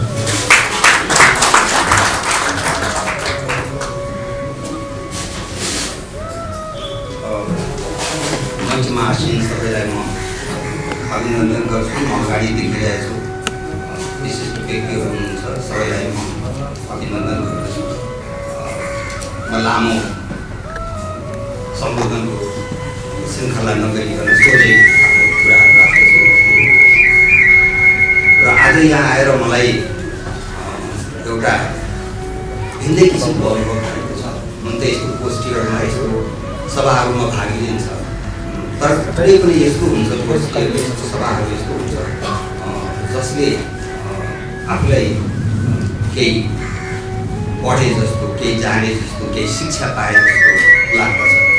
आज म त्यस्तै करिब करिब अनुभव गरिरहेको छु। कृष्णचन्द्र राणाजी हुनुहुन्छ, यो उमेरमा उहाँले गाएर आफ्नो गजल सुनाउनु, हरेक वर्षमा जस्तो एउटा कृति उहाँले निकालिराख्नु भएको छ। म पनि आफ्नो साहित्यिक भन्नुहोस् यात्रा मैले गीतबाटै सुरु गरेको थिएँ। म गीत गाउँथेँ, तर काठमाडौँ आएपछि म फेरि कवितातिर मात्रै लागेन। बिचमा ठुलो विराम भयो, जागिरे गरियो, धेरै ठाउँमा गइयो। फेरि संयोगले यस्तो भयो, अब फेरि हाकिम भयो, हाकिम भएको यस्तो फेरि अर्कै किसिमको आफ्नो व्यवहार हुन्छ। गीत लेखे पनि म अब गीत लेखेर कसैलाई गीत गाइदिनुहोस् भन्ने थिएन। अब हाकिम भई खाएको मान्छे कोही माग्न आउँदैन थिए, तर यस्तो पनि हुँदो रहेछ। नारायण गोपालजी स्वयं आफ्नो आउनुभयो, मेरो कविता पढेको घरमा आएर मलाई गीत लेख्न भन्नुभयो, गीत माग्नुभयो। यस्तो व्यक्तिहरू पनि हुन्। त नारायण गोपालजीलाई मतलब घमण्डी एकदम सिद्ध भन्छ, तर उहाँ अभिमानी चाहिँ हो, स्वाभिमानी चाहिँ हो, तर घमण्डी हो। त्यसैले उहाँले आएर भन्नुभयो र मैले फेरि गीत लेख्न लागेँ। यो मैले भन्नु कारण के छ भने म पहिले गीत गाउँथेँ, अब गाउँदिनँ भनेर भन्ने एउटा ठेको थियो मेरो। तर आज यो उमेरमा कृष्णचन्द्रजीले आफ्ना गजलहरू गाएर सस्वर सुनाएर एउटा मलाई ठुलो प्रेरणा दिनु। अब मैले भन्न सुहाएन कि म उमेरको कारणले म अहिले गाउन सक्दिनँ भन्न सुहाएन, किनभने कृष्ण जयन्ती यो उमेरमा लेख्न सक्नुहुन्छ, गाउन सक्नुहुन्छ र आफ्नो सस्वर यति राम्रोसित प्रस्तुत गर्न सक्नुहुन्छ भने यी 70 वरिपरि पुगेका मान्छेहरूले म बुढो भएँ भन्नु चाहिँ अब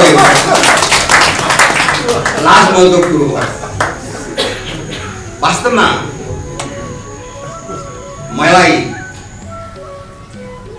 मैले जोड जुलुम गरेर काठमाडौँ आएँ। हुन त हाम्रो तराईमा चाहिँ त धेरै जसो भारतमा पढ्न जाने चलन थियो, नजिक पनि थियो, रेल चल्ने बित्तिकै पुगिन्थ्यो, यहाँ आउनु कठिन थियो। तर आमाले सुनाएका मेरा गीतहरू, त्यस्तो अग्रजका कविताहरू सुन्दा सुन्दै मलाई काठमाडौँसित मोहनी भयो र म काठमाडौँ आएँ र त्यस बेला मैले यहाँका अग्रज कविहरूसित पनि सङ्गत गर्न पाएँ। त्यसपछि फेरि म बनारस गएँ र बनारसमा पनि मैले श्रेष्ठ त्यहाँका भारतका साहित्यकारहरूसित मैले उनीहरूको सुन्न पाएँ, साक्षात्कार गर्न पाएँ। वास्तवमा मलाई व्यङ्ग लेखाउने चाहिँ बनारसले हो।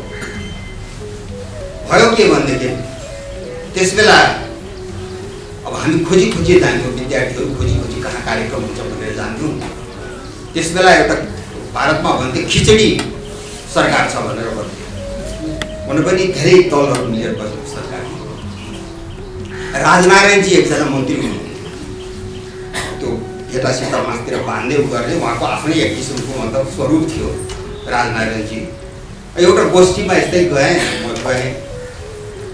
अनि काका हाथीरसी अब हास्य व्यङ्ग लेख्ने कवि, तर उहाँलाई जब बोलाइयो उहाँ अलिकति सङ्कोच मानेर भने सुनाइ कुरो के रहेछ भने त्यो दिन उहाँले राजनारायणजीकै विषयमा कवि बडा सबैले भनेपछि सुनाए, बडा अप्ठ्यारो मानी हाथीरसीले सुनाए। तर कविता सुनिसकेपछि राजनारायणजी आफै उठेर हाथीरसीलाई म त बधाई दिन्छु र तपाईँले नै हामीलाई आँखा देखाउने भनेर भन्यो। म त्यसबाट धेरै प्रभावित भएँ। तर हुन त सबै ठाउँमा यो लागु हुँदो रहेछ। व्यङ्ग लेख्ने मान्छेहरूलाई त्यसरी पनि शत्रु सम्झिन्छन्।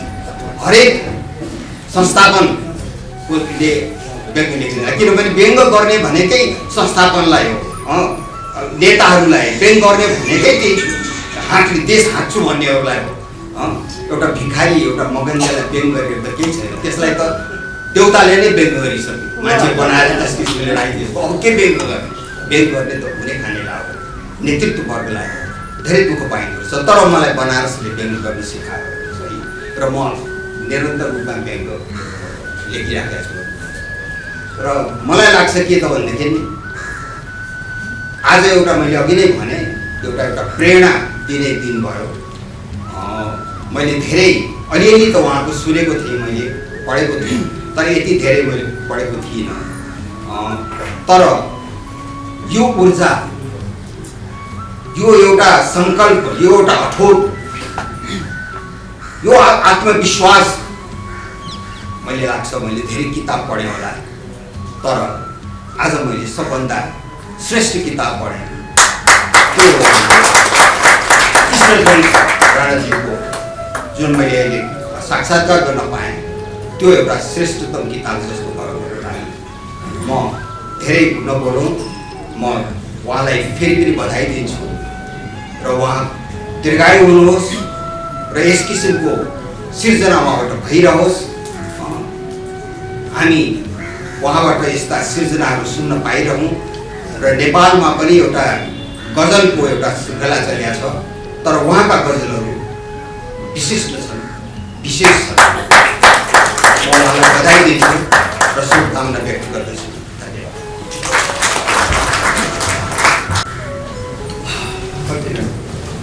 वास्तवमा म त हँसी मजाक गर्दै प्रोग्राम चलाउँदै थिएँ, अलिकति गम्भीर जस्तो हुन पुगेछु। कालीप्रसाद रिजालजी जस्तो विशिष्ट व्यक्तित्वले यति प्रेमले डाक्टर साहबको अभिनंदन गर्नुभयो। अपने प्यार से कविताएं पढ़ी और उन्होंने कहा कि मैं इतने प्रभावित हुआ हूँ गंभीरता से, क्योंकि डॉक्टर साहब जैसे बुजुर्ग इतने प्यार से गुनगुनाते हैं, तो आदमी क्यों नहीं गुनगुना सकते। वो कह रहे थे कि शुरू में मैं भी गायक गुनगुनाने के शौक में रहता था, और होते होते खाली गीतकार, उसके बाद कविता ही लिखने लगा, और एक प्रेरणा मुझे मिली है ऐसा होने का। त्यति प्रेम दे, त्यति आदर दे, त्यति हार्दिकताले अभिनन्दन शुभकामना व्यक्त गरिदिनु भयो। हृदयले नै आभार व्यक्त गर्दछु। आफ्नो घरबाट त्यति धेरै निस्कनुहुन्न, शान्तै गन्तव्य रहन चाहते, फिर भी अनुरोध स्वीकार करके यहाँ तक प्रसिद्ध आए, इसलिए विशेष आभार व्यक्त गर्न चाहूँगा। बहुत बहुत शुक्रिया। र अब हामी आजका प्रमुख अतिथि वसन्त चौधरीजीलाई सादर अनुरोध गर्दछौँ। वसन्त चौधरी साहबको सादर अनुरोध रहेको हामी अपना वक्तव्य प्रस्तुत करें। बहुत बहुत स्वागत आपका। शुक्रिया डॉक्टर साहब।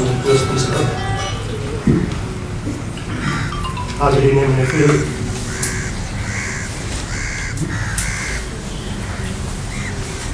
मंच में आसीन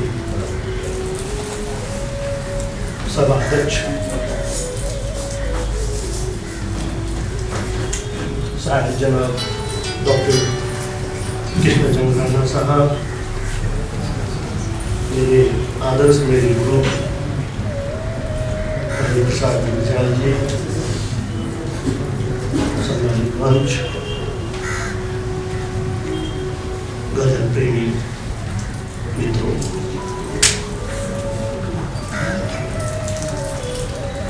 आज मेरे मित्र सनत वस्ती जो बहुत अच्छा बोलते हैं, पर बार बार मुझे कहीं थोड़ा खटक रहा था कि ये बार बार क्यों डॉक्टर साहब को बुजुर्ग कह रहे हैं। डॉक्टर साहब की जिंदा दिली, डॉक्टर साहब का जो जज्बा है, वो देख के हम लोग खुद को जवान महसूस करते हैं। मैं डॉक्टर साहब के सामने एक शेर पढ़ने की इजाजत चाहूंगा। जिंदगी जीने के लिए दिल में जज्बा चाहिए, जिंदगी जीने के लिए दिल में जज्बा चाहिए। खुशियां उम्र की मोहताज नहीं होती, खुशियां उम्र की मोहताज नहीं होती।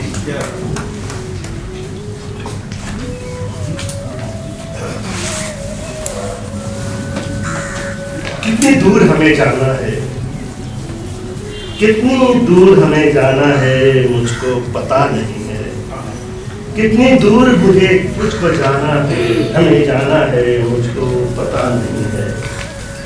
क्या खोना है, क्या पाना है, मुझको पता नहीं है। तलाश से मैंने ली हुई इस दो लाइनें के साथ अपनी कुछ बात मैं आप सबके सामने रखना चाहूँगा। गजल लफ्ज़ कुछ इतना मीठा है, इतना मधुर है कि कानों में से निकलता है। और गजल डॉक्टर साहब की हो तो फिर कहना ही सोने में सुहागा होता है। गजल ये शब्द जब भी सामने आता है तो मन कोमल भावनाओं में डूब जाता है। जिंदगी में संगीत का गहन असर होता है और गजल में संगीत का। हिंदी काव्य तो सदा से ही संगीत प्रधान रहा है। तुलसी की चौपाई हो या सूर्य या नील के पद, उनमें संगीत का निर्भर नाना धाराओं में बहता रहा है और उसी निर्जर धाराओं में हिंदी गजल में भी बह रहा है। गजल के लिए हम ये कह सकते हैं कि गजल जज्बात और अल्फाज का एक बेहतरीन गुंजा या मजमूआ है, या फिर उसे ये कहें कि गजल उर्दू साहित्य की इज्जत है, आबरू है। गजल उर्दू काव्य का एक अत्यंत लोकप्रिय, मधुर, दिलकश और रसीला अंदाज है।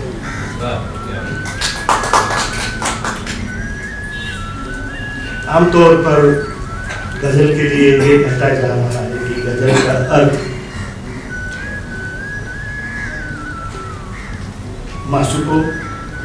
मासूकों से बातचीत करना है, उनके प्रति अपना प्रेम प्रदर्शन करना है।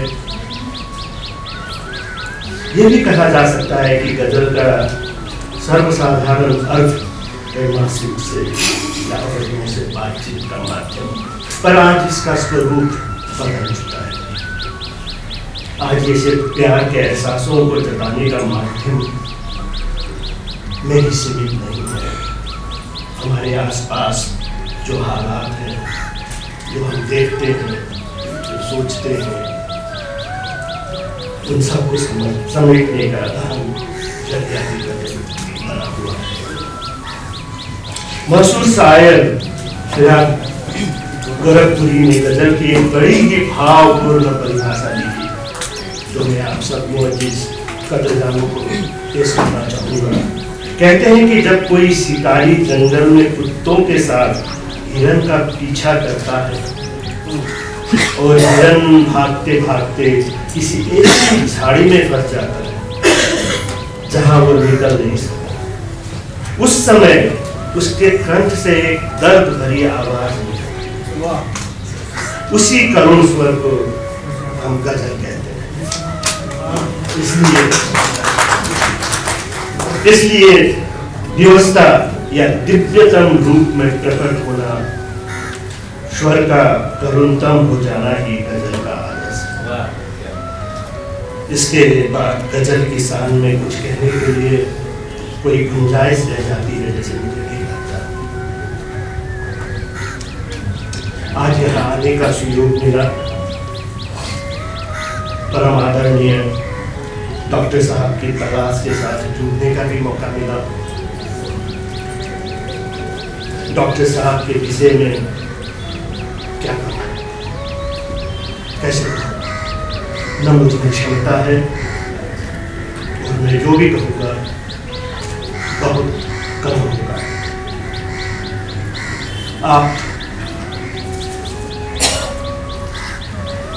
उम्र के उस पड़ाव में हैं जहाँ आपके लिए सिर्फ श्रद्धा और आदर का भाव ही बचता है। आप नेपाली और हिंदी लेखन में अपने आप को एक पहचान बना चुके हैं। नेपाली हिंदी साहित्य को आपने समृद्धशाली बनाया है। 8 हिंदी गजल संग्रह के बाद आपकी 9वीं गजल संग्रह है तलाश, अर्थात जिंदगी में अब भी जारी है आपकी तलाश। आप खुद कहते हैं शोहरत, इज्जत, दौलत, ताकत सब कुछ तो दे दी। शोहरत, इज्जत, दौलत, ताकत सब कुछ तो दे दी, फिर भी क्यों है प्यासा ये मन अब तक नहीं जाना। फिर भी क्यों है प्यासा ये मन अब तक नहीं जाना। जनाब साहिर राणा साहब की नई कृति तलाश मुझे मिली। मैं आपको बधाई देता हूँ इस अनुपम कृति के लिए। मैंने इसे पढ़ी और फिर गहराई से पढ़ने की आदि रखता हूँ, बार बार पढ़ने की आदि रखता हूँ। डॉक्टर साहब की हर रचना मुझे वशीभूत करती है। तलाश का हर एक शेर भावना का समुंदर है। तलाश उम्दा शेर, सहज भाव, स्पष्ट भाषा और उपयुक्त छंद का सम्मिलन है। तलाश भावनाओं से पूर्ण अनगिनत शेरों का खजाने के रूप में आपके सामने आया है, जिसे पढ़ना निसंदेह आपके दिल को सुकून देगा। डॉक्टर राणा सेहतमंद रहे और यूं ही इनकी लेखनी अनवरत साहित्य जगत को समृद्धि करती रहे, यही प्रार्थना करते हुए मैं आप सबसे तहे दिल से शुक्रिया अदा करता हूँ। शुक्रिया, करम, मेहरबानी, शुक्रिया अदा मेरे गीत मैं गुनगुनाता हूँ, मेरे गीत मैं गुनगुनाता हूँ, दर्द गम को अपने सारे भूल जाता हूँ। गीत मेरे मीत हैं, प्यार मेरा मुझको लौटा दो मेरे मौला, प्यार मेरा मुझको लौटा दे मेरे मौला, प्यार मेरी धड़कने है, प्यार मेरी धड़कने है, प्यार गाता हूँ, दर्द गम को अपने सारे भूल जाता हूँ। दासाका यी पंक्तिहरू हृदयदेखि नै म अभिनन्दन गर्दछु। प्रशान्त चौधरीजीले यति मिठो स्वरमा यति सुन्दर ढङ्गले आफ्ना प्रस्तुतिहरू अत्यन्तै शालीन शिष्ट शैलीमा प्रस्तुत गर्नुभयो। बहुत बहुत आपका शुक्रिया दिँदैछु, आभार, अभिनन्दन। र हामी कार्यक्रमको एकदमै अन्तिम चरणमा छौँ। अब यसपछि अध्यक्षीय मन्तव्य आउँछ। त्यसभन्दा पछाडि तपाईँहरू यता फर्केर बस्नु भएको छ, म उता हेरिरहेको छु। तपाईँहरूको ठिक पछाडि एकदम मिठो खाजाको व्यवस्था गरिएको छ, तातो हुँदैछ, 8 बजी गरिन्छ। यो कार्यक्रम अब अध्यक्षज्यूको मन्तव्यपछि समापन हुन्छ। त्यसपछि प्लिज आफ्नो खाजा चाहिँ फेरि के रहेछ नियम भनेदेखि हामीभित्र खान नपाइने, बाहिर राख्ने ठाउँ छैन, नयाँ नउताबाट हामीले राख्नु चाहिँ भित्र राखेका छौँ। हजुरहरू सबैले त्यहाँबाट ग्रहण गरेर बाहिर बागबेलीमा बसेर माथि ग्रहण गरिदिनु होला। हजुरहरू सबैलाई हार्दिक अनुरोध छ।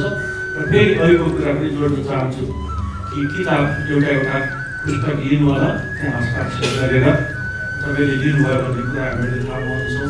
यिनै दुईवटा अनुरोध गर्दै कार्यक्रमका आजका अध्यक्ष, कृष्णचन्द्र मिश्र पब्लिकेसनका अध्यक्ष, यो 22 वर्षदेखि सञ्चालित संस्था हो हिमालयनी पत्रिकाका प्रबन्ध निर्देशक, आजको यस कार्यक्रमका अध्यक्ष इन्जिनियर सच्चिदानन्द मिश्र सरलाई म हृदयदेखि अनुरोध गर्दछु सामने आए, अध्यक्ष के तौर पे और मंतव्य प्रस्तुत करें, धन्यवाद ज्ञापन करें और सभा समापन होने की सूचना भी प्रस्तुत करें। स्वागत है। धन्यवाद सनत जी। वास्तव में सनत जी को जो भाषण सुनेगा म तो अहिले नर्भस भएको छु। यति ठुला विद्वान खास गरेर विद्वानहरू हाम्रो बसन्तजी कालीप्रसाद परिवारजी राणाजी हुनुहुन्छ। उहाँहरू समक्ष म के बोल्नु, तापनि म आज आफूलाई धन्य मानिरहेको छु। डॉक्टर कृष्णचंद्र राणा की कृति तलाश से जुड़ने के लिए मैं बहुत प्रयास किया। मेरी पहली इच्छा भी थी कि कभी न कभी एक गजल का प्रकाशन हमारे थ्रू हो। गजल तो केवल हम तो एक श्रोता है, मैं तो एक श्रोता के रूप में सुनता हूँ। ये गजल का छंद वगैरह ये सनत जी, बाबा जी सभी जानते होंगे। मोइन साहब इन लोगों से मैं सुनता, लेकिन गजल मैं सबसे पहले सुना। मैं आप लोगों को एक बार ले चलता हूँ उधर। जब मैं 13 साल का था, 12-13 साल का, और उस 13 साल में यहाँ नहीं पटना में एक हमारे मेरे ग्रैंडफादर थे, जिसको हम बाबा कहते हैं, वो बहुत बीमार थे। उनको कैंसर हो गया और कैंसर पर सब कहा कि गांव में खबर आई कि नहीं चलो मिलने चलो। तो जब मिलने गए वहाँ गांव से बहुत लोग गए थे, तो हम तो बच्चे थे तो वहाँ पर संजोग ऐसा था कि उस दिन आज वे लोग नहीं है। स्वर्गीय बीबी कोराला वहाँ पहुंचे हुए थे, सुषमा जी पहुंची हुई थी वहाँ, अभी एक ही व्यक्ति प्रदीप जी भी वहाँ पर। तो जब कैंसर से डॉक्टर कह दिया कि अब आप चले जाइए, घर पर ही इलाज कराइए, तो वहाँ पर बीपी कोइराला ने उन्होंने कहा कि राम नारायण जी, आप सुने हैं कि बहुत अच्छा गजल गाते हैं, आज एक गजल सुना दीजिए। तब उन्होंने संजोगवश उस दिन भद्रकाली मिश्र और सुवर्ण जी भी वहाँ पधार चुके थे, तो बीपी कोइराला के कहने पर राम नारायण मिश्र उनका नाम था। राम नारायण मिश्र कहेंगे अच्छा चलो, जब बीपी कहते हैं तो लाओ हारमोनियम लाओ, तो हारमोनियम लिए और अपने बैठ गए गजल गाने कि ठीक है आज मैं गजल सुनाता हूँ। तो उन्हीं के मुंह से, हम तो बच्चे थे, बाहर से हम लोग सुन रहे थे, भीतर बड़े बड़े लोग बैठे हुए थे, तो उन्हीं के मुंह से हम पहला गजल सुने वहाँ। उनकी दो ही पंक्ति हमको याद है कि मरने के बाद साकी आता है कौन पीने, डर है छलक न जाए पैमाना जिंदगी का। बस उस दिन से हम ये गजल के पीछे पड़ गए, गांव में भी गजल के पीछे, और ये था कि भाई हम कैसे इस गजल में जुड़े आवे, लेकिन मेरी गला तो ऐसी है नहीं, देख ही रहे हैं आप लोग, हम तो गा नहीं सकते थे। तो आज खोजते खोजते इतने दिन बाद जब डॉक्टर राणा साहब से हमारी भेंट हुई, मैं धन्यवाद देता हूँ डॉक्टर श्वेता दीप्ति को, जो पहली भेंट उन्होंने करवाई उनसे, और डॉक्टर राणा जी की जो मैंने कृति देखा, और उन्होंने जो ये गजल पर जो लिखा है उस पर इंडिया में भी, भारत में भी काफी चर्चा हुई है। वैसे बसंत जी का है, बहुत जगह भारत में खोजा जाता है उनकी किताब का, लेकिन राणा जी के पास जो तलाश जो उन्होंने लिखी है, तो उन्होंने कहा कि आप इसको किसी तरह प्रकाशित कर रहे हैं। तो प्रकाशित तो हो गया, होने के बाद हुआ कि अब इसको विमोचन कहाँ करवाया जाए, कैसे करवाया जाए। तब हमने कहा कि ठीक है कि आज हम इसका आयोजन करेंगे। उन्होंने बहुत मदद किया डॉक्टर कृष्णचंद्र राणा ने, और उस रूप में तलाश, अगर आप कहते हैं तो मेरी तलाश आज पूरी हुई है तलाश के। तो एक बात आप समझ लीजिए, जो जब तलाश आज से पूरी हुई है तो तलाश तो आज से शुरू हुई है। हमारे रघुवीर जी आकर बोल चुके हैं, उन्होंने शुभकामना में अपना मंतव्य दिया कि ये 87 गजल का है ये संग्रह, और भविष्य में 100 गजल का संग्रह आप लोगों के बीच में आए। आप लोगों की शुभकामना, और निश्चित रूप से मैं डॉक्टर कृष्णचंद्र राणा जी के प्रति मैं आभार प्रकट करता हूँ, उनको मैं प्रणाम करता हूँ, और मैं भी यही शुभेच्छा व्यक्त करता हूँ कि 100 गजल की कीर्ति जरूर आएगी उनके साथ। मैं आज आभार प्रकट करता हूँ जो हिंदी, नेपाली और कई भाषा के विद्वान हैं हमारे बसंत चौधरी जी, अभी कुछ ही दिन पहले जिनकी चाहतों के साये में धूम मचाया हुआ है पूरे इंडिया में, अंग्रेजी और हिंदी में भी, और उनके भी कई कृति आ गई है, और बहुत बड़े शुभचिंतक हैं हमारे इस गजल के क्षेत्र में, साहित्य के क्षेत्र में, उनका आशीर्वाद हमेशा बना रहता है। मैं बसंत जी के प्रति हार्दिक आभार प्रकट करता हूँ। हमारे आज के प्रमुख विशिष्ट अतिथि हैं श्री काली प्रसाद रिजाल जी।